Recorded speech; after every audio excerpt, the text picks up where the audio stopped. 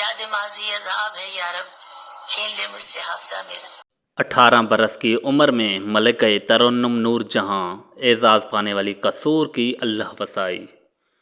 ہندوستانی سنگیت کی شہنشاہ میاں تانسین اکبر اعظم کی نورتوں میں سے ایک تھی۔ کہا جاتا ہے کہ شہنشاہ نے اس مہان کلاکار کو قصور میں بہت سی جاگیر ادا کی تھی۔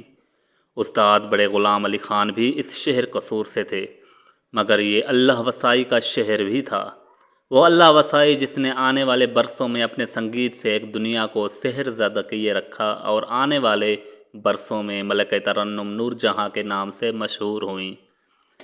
کھیلنے کودنے کے دن تھے، ہم جولیوں کے ساتھ شرارتیں کیا کرتے، مگر وہ کہتے ہیں نا کہ پوت کے پاؤں پالنے میں ہی نظر آ جاتے ہیں، تو اللہ وسائی کے ساتھ بھی کچھ ایسا ہی ہوا۔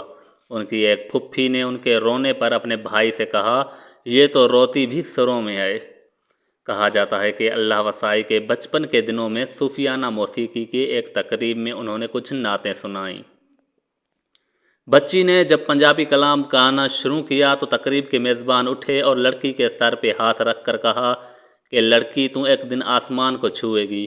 اس وقت یہ محض ایک خواب، ایک خیال تھا، مگر آنے والے برسوں میں اس لڑکی نے موسیقی ہی نہیں بلکہ دلوں پر بھی راج کیا۔ یہ اللہ وسائی 21 ستمبر 1926 کو قصور میں موسیقاروں کے خاندان میں پیدا ہوئی۔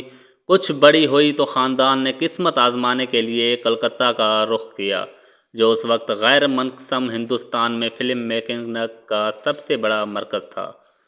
دلچسپ حقیقت یہ ہے کہ اس وقت پنجابی فلمیں بھی کلکتہ میں ہی بنا کرتی تھی۔ اسی زمانے میں اللہ وسائی بی بی نور جہاں ہوئی اور انہوں نے بہت سے مشہور گیت گائے، جن میں لنگ آجا، پتن چنا دا اور یار لنگ آجا نمایاں ہیں، مگر بات نہ بن سکے تو لاہور واپس آ گئیں۔ مگر کلکتہ کے قیام کے دوران بی بی نور جہاں نے ہندوستانی کلاسیکی موسیقی کی تربیت حاصل کی، جس کا اظہار ان کے طرز گائیکی کی سے بھی ہوتا ہے۔ جی دوستو، یہ قصہ پھر کبھی صحیح بات بی بی نور جہاں کی ہو رہی تھی تو دل سکھ پنچولی نے سن 1939 میں اپنے پروڈکشن ہاؤس کے تحت دوسری فلم گل بکاؤلی بنائی تو بی بی نور جہاں کی چائلڈ آرٹسٹ کے طور پر کاسٹ کیا، جنہوں نے فلم میں مرکزی کردار کی چھوٹی بہن کا کردار ادا کیا۔ فلم کے موسیقار ماسٹر غلام حیدر اور نغمہ نگار ولی صاحب تھے۔ ناروال سے تعلق رکھنے والے یہ موسیقار لتا منگیشکر کے گاڈ فادر تو تھے ہی، جنہیں انہوں نے فلم مجبور کے ذریعے بڑا بریک دیا، بلکہ شمشاد بیگم، سدھا ملہوترا اور سریندر کور نے موسیقی کے منظرنامے میں متعارف کرانے کا سہرا بھی انہی کے سر بنتا ہے، جبکہ موسیقاروں میں مدن موہن جیسے مہمان کلاکار ان کے معاون رہ چکے تھے۔ نور جہاں کے کیریئر کو آگے بڑھانے میں بھی ماسٹر جی کا بہت اہم کردار ہے۔ اس فلم کا گیت شالا جوانیاں مانے آکھا نہ موڑ پی لے سپر ہٹ رہا۔ اس گیت کے بعد اللہ وسائی کی شہرت پنجاب بھر میں پھیل گئی۔ محمود الحسن اردو نیوز کے لیے اپنے ایک مضمون میں امرتا پریتم کے حوالے سے لکھتے ہیں کہ یہ گانا جس زمانے میں ہٹ ہوا، امرتا پریتم لاہور میں رہتی تھی۔ انہوں نے لکھا کہ اس گانے نے دھوم مچا دی تھی اور نور جہاں کی سریلی اور رسیلی آواز نے سب کو حیران کر دیا تھا۔ سن 1942 بی بی نور جہاں کی زندگی میں بہت زیادہ اہمیت رکھتا ہے، کیونکہ اس سال وہ بی بی نور جہاں سے نور جہاں ہوئیں۔ دل سکھ پنچولی نے اپنے فلم خاندان کے لیے ایک نئی ہدایت کار شوکت حسین رضوی کا انتخاب کیا۔ فلم کی کہانی امتیاز علی تاج نے لکھی تھی، جبکہ موسیقار تھے ماسٹر غلام حیدر۔ فلم کی زیادہ گیت نور جہاں اور کچھ شمشاد بیگم نے گائے تھے۔ یہ لاہور کے نوجوان اداکار پران کی پہلی فلم تھی جو آنے والے برسوں میں ہندی فلم انڈسٹری کی کامیاب ترین ویلن بنے۔ اس فلم کی کامیابی کے بعد نور جہاں بالی ووڈ کی صف اول کی اداکارہ اور گلوکارہ کے طور پر ابھری۔ فلم خاندان کی کامیابی کے ساتھ ہی شوکت حسین رضوی نے تو ممبئی کے لیے رخت سفر باندھا ہی، بلکہ نور جہاں بھی کے ساتھ چل پڑیں۔ وہ دونوں ایک دوسرے کو چاہنے لگے تھے اور جلد ہی دونوں نے شادی کر لی۔ نور جہاں نے یہ شادی اپنے خاندان سے بغاوت کرتے ہوئے کی تھی۔ اپنی سوانح عمری اینڈ پران میں پران سے پریم کہانی کے متعلق لکھتے ہیں کہ فلم کی شوٹنگ کے وقت ہی انہیں اندازہ ہو گیا تھا کہ ہدایت کار اور ہیروئن ایک دوسرے کو پسند کرتے ہیں، اور انہیں خوشی ہوئی جب دونوں نے شادی کر کے ایک دوسرے کو اپنا لیا۔ نور جہاں شادی کرنے کے بعد بھی فلم نگری کی ضرورت بنی رہی۔ یہ سال 1943 میں ریلیز ہونے والی فلم دہائی تھی، جس میں گلوکارہ نے پہلی بار اپنی آواز اپنے علاوہ کسی اور اداکارہ کو مستعار دی اور یوں پس پردہ گائیکی کا آغاز کیا۔ سال 1943 میں نور جہاں کی فلم نوکر اور سال 1944 میں دوست ریلیز ہوئی۔ ان دونوں فلموں کے ہدایت کار شوکت حسین رضوی تھے۔ انہوں نے اگلے چند برسوں کے دوران کئی کامیاب فلموں میں کام کیا، جن میں بڑی ماں، زینت، گاؤں کی گوری، انمول گھڑی، مرزا صاحبان اور جگنو شامل ہیں۔ فلم انمول گھڑی کا گیت آواز دے کہاں ہے، دنیا میری جواں ہے، یہ فلم جگنو کا گیت۔ یہاں بدلہ وفا کا بے وفائی کی سوا کیا ہے، دہائیاں گزر جانے اور موسیقی کے رجحانات تبدیل ہو جانے کے باوجود اب بھی ہر خاص و عام میں مقبول ہیں۔ یہ فلم جگنو ہی تھی جس کے ذریعے لیجنڈ دلیپ کمار کو بڑی بریک تھرو ملی تھی، اور ان دونوں کے درمیان دوستی بھی اس زمانے میں ہوئی تھی جو دم آخر تک قائم رہی، اور سرحد بھی اس دوستی کی راہ میں رکاوٹ نہ بن سکی۔ بات فلم جگنو کی ہو رہی تھی۔ اس فلم کے ہدایت کار شوکت حسین رضوی تھے۔ فلم تقسیم سے کچھ عرصہ قبل ریلیز ہوئی تھی، جس پر اس وقت پابندی لگ گئی جب ممبئی کے ایک فلمی جریدے نے فلم انڈیا نے مضمون بعنوان جگنو فحش، بیہودہ اور قابل نفرت فلم لکھا۔ اس فلمی تبصرے کے بعد کچھ ہفتوں کے لیے ممبئی میں فلم سینماؤں سے اتار لی گئی، اور اگلے ہی کچھ روز میں ملک کے دیگر حصوں میں بھی اس فلم کی نمائش پر پابندی لگ گئی۔ تاہم فلم کے کچھ حصے سنسر کیے جانے کے بعد فلم کو دوبارہ ریلیز کرنے کی اجازت مل گئی۔ یہ سپر ہٹ رہی اور دلیپ کمار کا ایک سپر اسٹار کے طور پر جنم ہوا، مگر نور جہاں کو ملکہ ترنم نور جہاں کا خطاب بہت پہلے مل چکا تھا۔ حیران مت ہوئیے، حقیقت میں ایسا ہی ہے۔ یہ بحث طلب نکتہ ہے کہ ان خطابات کا مقصد تشہیر ہوا کرتا تھا تاکہ زیادہ سے زیادہ لوگوں کو اپنی جانب متوجہ کیا جا سکے۔ یہ ان کے خطابات کا کوئی میرٹ بھی ہوتا تھا۔ یہ بہرحال ایک حقیقت ہے کہ نور جہاں کو 16 برس کی عمر میں نغموں کی رانی کا خطاب مل چکا تھا۔ معروف محق اور مورخ عقیل عباسی جعفری BBC کے لیے اپنے ایک مضمون میں لکھتے ہیں کہ ماسٹر غلام حیدر نے گل بقولی کے کامیاب تجربے کو مد نظر رکھتے ہوئے خاندان کے زیادہ تر گانوں کو نور جہاں کی آواز سے آراستہ کیا۔ اس فلم کے جس اشتہار میں انہیں نغموں کی رانی لکھا گیا، وہ لاہور کے روزنامہ انقلاب میں 5 فروری 1942 کو شائع ہوا تھا، اور جناب امجد سلیم علوی کی توسط سے ہم ہوا۔ اس میں نور جہاں کے نغموں کی رانی لکھا گیا ہے۔ عقیل عباسی جعفری کی تحقیق کے مطابق نور جہاں کو ملکہ ترنم نور جہاں کا خطاب 18 برس کی عمر میں فلم بڑی ماں کے ریلیز سے قبل مل چکا تھا۔ وہ لکھتے ہیں 25 جون 1945 کو ہفتہ روز چترا میں اس فلم کا جو اشتہار شائع ہوا تھا، اس میں نور جہاں کے فلم یہ نام سے پہلے ملکہ ترنم نور جہاں کا خطاب درج ہے۔ تقسیم ہوئے تو ملکہ ترنم نور جہاں اور شوکت حسین رضوی نے پاکستان کا انتخاب کیا۔ یہ کہا جائے تو غلط نہ ہوگا کہ یہ اس وقت بالی ووڈ کی کامیاب ترین جوڑی تھی۔ اداکاراؤں میں نور جہان اور سوریا راج کر رہی تھی، جبکہ گلوکاری میں نور جہان اپنا سکہ جما چکی تھی، جبکہ سید شوکت حسین رضوی متعدد کامیاب فلموں کے ہدایت کار تھے۔ Indian digital news plate form scroll میں شائع ہونے والے ایک مضمون کے مطابق سال 1947 میں اللہ رکھی وسائی نے اعلان کیا کہ میں جہاں پیدا ہوئی ہوں وہاں ہی جاؤں گی۔ پھر ہندی فلم انڈسٹری سکتے میں آ گئی۔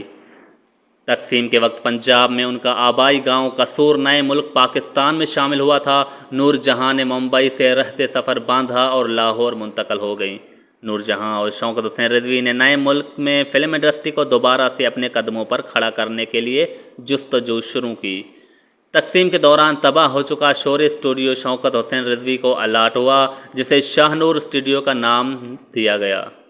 یہ اسٹوڈیو معروف شوری خاندان کا تھا جو تقسیم کے وقت انڈیا ہجرت کر گیا تھا۔ روشن لال شوری اور ان کے صاحبزادے روپ کمار شوری لاہور کے فلمی صنعت کا معتبر حوالہ تھے، جبکہ معروف اداکار اور لارا لپا گرل مینا شوری روپ کمار شوری کی اہلیہ رہی تھی۔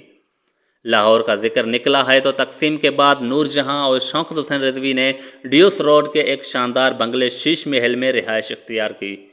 معروف صحافی علی صفیانی آفاقی کی کتاب فلم الف لیلا میں ان کا گل نامی اپنے ایک جاننے والے کے ساتھ مکالمہ کچھ یوں ہے گل صاحب نے کہا، شوکت صاحب اور نور جہاں شیش محل میں رہتے ہیں، آپ نے دیکھا ہے شیش محل؟ ہم ان کار میں سر ہلا دیا، بولے وہ ڈیوس روڈ پر ہے، بڑے شاندار اور بڑی عمارت ہے، پورا محل ہے، تاریخ کا جبر دیکھیے کہ اس محل کو نام و نشان بھی اب مٹ چکے ہیں۔ سکروال میں شائع ہونے والا مضمون کے مطابق سال 1951 میں کہیں جا کر نور جہاں کے پاکستان میں پہلی فلم ریلیز ہوئی۔ لاہور تقسیم سے قبل فلم سازی کا ایک بڑا مرکز تھا، لیکن تقسیم کے دوران ہونے والے فسادات کے دوران بڑے اسٹوڈیوز جلا دیے گئے تھے اور مقامی فلم ساز فلمیں بنانے کے لیے بنیادی سہولیات سے بھی محروم تھے۔ نور جہاں کے شوہر سید شوکت حسین رضوی، جو ان کے بہت سی ہٹ فلموں کے ہدایت کار رہے تھے، اتر پردیش میں اپنی جائیداد کے بدلے اپنے نور جہاں کے نام شوری اسٹوڈیو الاٹ کروانے میں کامیاب رہے تھے۔ نور جہاں کے پاکستان میں ریلیز ہونے والی پہلی فلم 94 تھی، اور یہ ان کی ہی نہیں بلکہ کسی بھی خاتون کی بطور ہدایت کار پہلی فلم تھی۔ اس فلم کی ہدایات شوکت حسین رضوی نے اس لیے نہیں دی کیونکہ وہ پنجابی پس منظر نہیں رکھتے تھے، تاہم وہ نور جہاں کی مدد کرتے رہے۔ تیرے مکھڑے دا کالا کالا تل وے توں بھول نہ جاویں اور تیرے لونگ دا پیار پیا لشکارا، ایسے گیتوں نے پاکستانی فلمی سنگیت کی سنہری دور کی بنیاد رکھ دی تھی۔ اس فلم کے گیت چندیا ٹوٹیا وے دلاں دیا کھوٹیا نے ثابت کر دیا کہ نور جہاں حقیقت میں ملک ترنم نور ہے۔ یہ فلم سپر ہٹ رہی۔ ان کے اس عہد کے نما فلموں میں دوپٹہ، انتظار، نیند اور کوئل نہ صرف باکس آفس پر کامیاب رہیں بلکہ یہ اپنے یادگار گیتوں کی وجہ سے بھی یاد رکھی جائیں گی۔ فلم انتظار کے گیت آ گئے بلم پردیسی سجن پردیسی، چھن چھن ناچوں گی، او جانے والے رے ٹھہر ذرا رک جاؤ، جس دن سے پیا دل لے گئے، یا فلم نیند کا گیت چھن چھن چھن باجے پائل باجے، یا فلم کوئل کا گیت رم جھم بڑے پھوار تیرا میرا نتدا پیار۔ اس عہد کے نمائندے میں جب نور جہاں پاکستان کی موسیقی پر راج کر رہی تھی، سال 1961 میں ریلیز ہونے والی فلم غالب کے بعد نور جہاں نے اداکاری کو خیر بات کہہ دیا اور اپنے توجہ موسیقی کی جانب مضبوط کر لی۔ اس دوران میڈم کی نجی زندگی تلاطم کا شکار رہی۔ انہوں نے اپنے خاوند شوکت حسین رضوی پر بے وفائی کا الزام لگایا۔ ملکہ ترنم نور جہاں کے انٹرویوز پر مبنی کتاب کہاں تک سنو گے میں انہوں نے کہا تھا کہ انہوں نے شوکت حسین رضوی سے محبت کی شادی کی تھی، مگر 15 برس کو گزرنے کے بعد وہ اداکارہ یاسمین اور دیگر خواتین کے عشق میں مبتلا ہو گئے تھے، تو انہیں اپنے بچوں کے لیے مجبوراً علیحدگی اختیار کرنی پڑی۔ شوکت حسین رضوی نے بعد ازاں ایک کتاب بچہ لکھا، ان تمام الزامات کی تردید کی تھی، مگر حقیقت یہ ہے کہ نور جہاں سے الگ ہونے کے بعد انہوں نے اداکارہ یاسمین سے ہی شادی کی تھی۔ میڈم کا کرکٹ لیجنڈ محمد نذر سے افیئر بھی زبان زد عام رہا، جسے انہوں نے اپنے اسی انٹرویو میں بے بنیاد قرار دیا تھا۔ کہا جاتا ہے کہ اس پریم کہانی کا دردناک انجام نذر محمد کے کرکٹ کیریئر کے اچانک اختتام پر ہوا، کیونکہ انہوں نے نور جہاں سے عشق میں اپنا بازو تڑوا لیا تھا۔ شوکت حسین رضوی سے طلاق لینے اور اداکاری سے کنارہ کرنے کے بعد ملکہ ترنم نور جہاں کی زندگی میں اعجاز آئے۔ یہ سال 1959 کی بات ہے۔ اس وقت نور جہاں کی عمر 33 برس جبکہ اعجاز کی عمر 24 برس تھی۔ نور جہاں سپر ہٹ ہونے کے علاوہ ملکہ ترنم نور جہاں کا خطاب بھی پا چکی تھی، جبکہ اعجاز فی الحال فلمی دنیا میں آگے بڑھنے کے جتن کر رہے تھے۔ سینئر شوبز صحافی طاہر سرور میں اپنے ایک مضمون میں لکھتے ہیں کہ نور جہاں اور اعجاز کی شادی، ان دونوں کے رشتوں کے بارے میں نگار خانوں میں مشہور ہوا تھا کہ نور جہاں نے اعجاز کو یوں رکھا جیسے ہتھیلی کا پپولا۔ وہ مزید لکھتے ہیں کہ اعجاز کی حیثیت انوکھے لاڈلے کیسی تھی۔ اگرچہ اعجاز نور جہاں کے شوہر تھے، لیکن نور جہاں یوں ظاہر کرتی جیسے وہ ان کے محبوب ہوں۔ ان کی بیٹی ہنا بتاتی ہے کہ میں نے اپنی ماں کو اپنے باپ کے عاشق کے طور پر دیکھا ہے۔ ہم نے دیکھا ہے کہ ماں ابا کے لیے کپڑے خود استری کر رہی ہے، پینٹ کوٹ کا ساتھ میچنگ جرابیں تک خود پہنا رہی ہے، ابا کے نہانے کا پانی گرم ہو رہا ہے، ماں ابا کے ناز اٹھا رہی ہے۔ ہم بہنوں نے دیکھا کہ میری ماں جب بھی ابا کے سامنے آئی 16 سال کی لڑکی بن گئی۔ یہ رشتہ بھی غلط فہمیوں کا شکار ہوا، یا ملکہ ترنم نور جہاں کے اپنے الفاظ میں اعجاز دورانی نے ان کے ساتھ اچھا سلوک نہیں کیا۔ 6 دہائیوں سے زیادہ عرصہ تک ملکہ ترنم نور جہاں اپنے سروں کا جادو بکھیرتی رہی۔ انہوں نے بہت سے ملی نغمے بھی گائے، جن میں اے پتر ہٹاتے نہیں وکدے، یا اے وطن کے سجیلے جوانوں اور رنگ لائے گا شہیدوں کا لہو شامل ہیں۔ یہ وہ قومی ترانے ہیں جو آج بھی قوم کا لہو گرمانے کے کام آتے ہیں۔ یہ کہنا غلط نہ ہوگا کہ انہوں نے قومی ترانے گا کر موسیقی کے ایک نئے جہت متعارف کروائی، جس میں جوش تھا، ولولہ تھا اور ایک نیا جذبہ تھا۔ ہیریڈ کے لیے اپنے ایک مضمون میں عامر حسین لکھتے ہیں کہ یہ کہا جاتا تھا کہ 1965 کی جنگ میں دوران نور جہاں صوفی تبسم کے جانب سے ان کے لیے خاص طور پر لکھے گئے گیتوں کے ساتھ پہنچ جاتی اور دھرتی کے سپاہیوں کے لیے گیت ریکارڈ کرنے پر اصرار کرتی۔ وہ کھڑے کھڑے موسیقی ترتیب دیتی۔ یہ کہانی درست ہے یا نہیں، مگر حب الوطنی کے جذبے سے بھرپور ان کے یہ نغمے ملکہ ترنم نور جہاں کے نئے دور کا آغاز ثابت ہوئے اور انہوں نے موسیقی کے سامعین کے ایک پوری نسل کو متاثر کیا۔ نور جہاں نے اداکاری کی تو اپنی عہد کی کامیاب ترین اداکارہ قرار پائیں، گلوکاری کے تو بر صغیر و پاک و ہند کی سنگیت کا معتبر ترین حوالہ قرار پائیں۔ ملکہ ترنم نور جہاں اردو اور پنجابی گیت یکساں مہارت سے گائے اور ان کی گائکی میں تنوع ہے، کلاسیکی آہنگ ہے اور سوز ہے۔ ان کی نقل کرنا مشکل ہی نہیں ناممکن ہے۔ ان کا ہر گیت پر کمال ہے۔ امریکی نشریاتی ادارے وائس آف امریکہ کے مطابق بر صغیر کے عظیم گلوکارہ لتا منگیشکر نے یہ اعتراف کیا تھا کہ وہ اپنے کیریئر کے آغاز میں نور جہاں کی طرح گانے کی کوشش کرتی تھی۔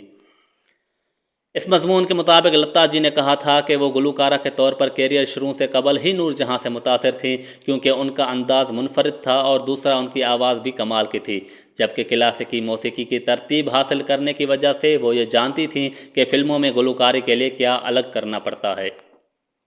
ملکہ ترنم نور جہاں کا آخری گیت کہ دم دا بھروسہ یار دم آوے نہ آوے تھا۔